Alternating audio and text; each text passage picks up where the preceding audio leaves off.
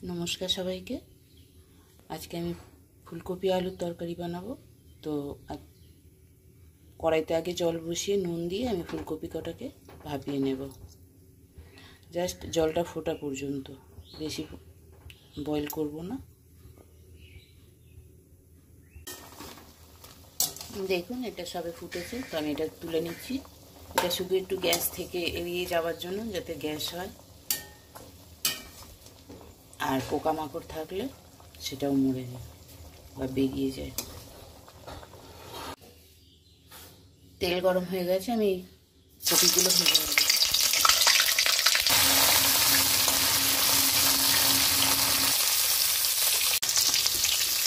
দেখুন আমি লাল লাল করে ভেজে নিয়েছি ফুলকপিটা। ওই তেলে আমি আলুগুলো ভেজে নেব। নুন দিয়ে দিলাম,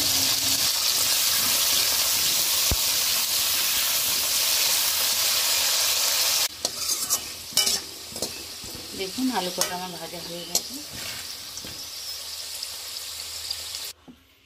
ওই কড়াইতে আমি আবার তেল দিয়ে দিচ্ছি।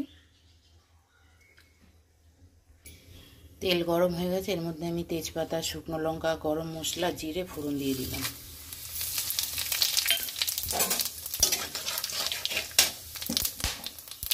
এখন দেবো আদা কাঁচা লঙ্কা বাটা, এর মধ্যে আমি একটু জল দিয়ে দিয়েছি আর একটু জল দিয়ে দেবো। হলুদ দেবো না, তো এর মধ্যে আমি 1 চামচ লঙ্কা গুঁড়ো আর 1 চামচ জিরে ধনে গুঁড়ো দিয়ে দিচ্ছি।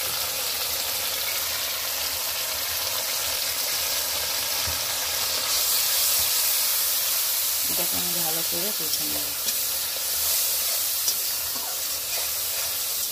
এর মধ্যে আমি নুন দিয়ে দিলাম। এখন দেবো আমি টমেটো পেস্ট।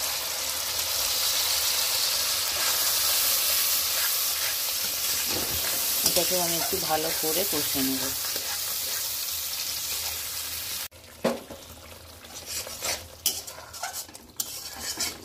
এখন এর মধ্যে আমি একটু কাজু বাদাম আর দই দিয়ে এটা বেটে রেখেছিলাম, তো আমি এটা এখন দিয়ে দেবো।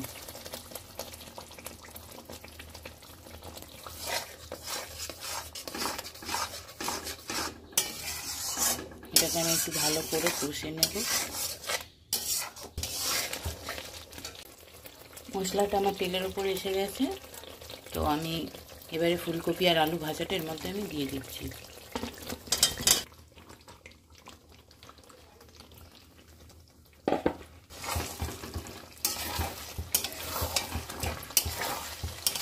এটাকে আমি এখন একটু ভালো করে কষে নেব।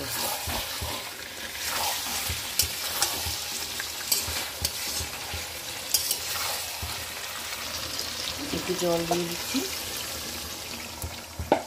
জলটা দিয়ে আমি ভালো করে কষে নেব। এটা আমি 5 মিনিটের জন্য ঢাকা দিয়ে দিচ্ছি।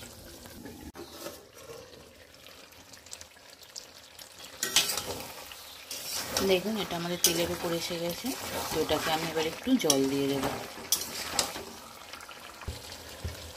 আমি এখন একটু কষে নিয়েছি, এবার একটু জল দিয়ে দেব।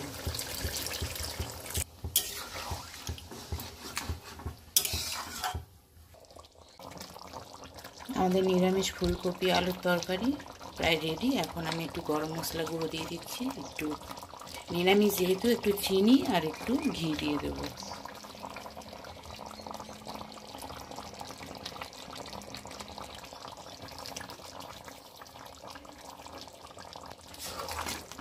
আমাদের নিরামিষ ফুলকপি আলুর তরকারি রেডি।